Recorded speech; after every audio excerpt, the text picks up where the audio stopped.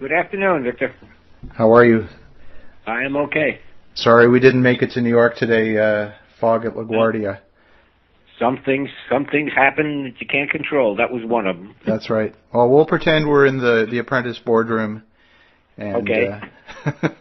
Is there any particular chair that more people get fired out of? No, not at all. All right, well, let's get started. George, this week, the New York Times reported a story out of Williamsburg where some tenants had moved into a new apartment, and the upper cabinets came crashing down as soon as they stocked their kitchen. All the dishes and glasses were broken, and it turns out that there were only 2 screws holding up the upper cabinets. And when the tenants demanded $500 in compensation for the broken dishes, the landlord told them to go make a claim with their tenant's insurance policy, which, by the way, had a $500 deductible. Now, we know that in many jurisdictions there's new home warranty programs that protect consumers when buying a new home. In this case, it's a little different. What would you advise the tenants, and what would you say to the landlord in a situation like this? Well, what to say to the landlord is relatively simple. There is always in every lease a warrant, in whether it's there or not, a warrant that a warranty that the place is habitable. But I don't know that falls in the category. The simplest thing over here is when the cabinet fell.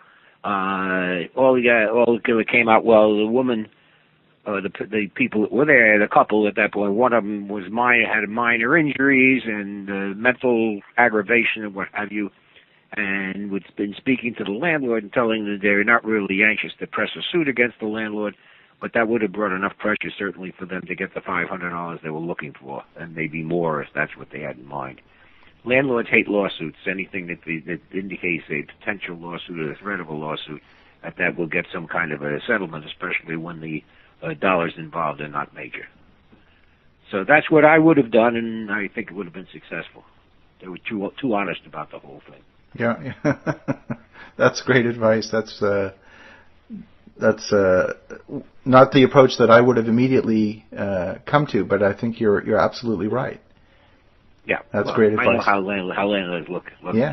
They hate lawsuits because it costs lawyers, and lawyers cost money. So anything they can do to eliminate a potential problem, they will probably do if the price is reasonable. Now, this is a brand new building. Clearly, the faulty workmanship on part of the contractor that did the work. What's the landlord's recourse with the builder? Well, the landlord would have recourse with the builder at that point. Especially if there was a warranty, he's got a warranty as to usually a 1-year warranty that everything is fine.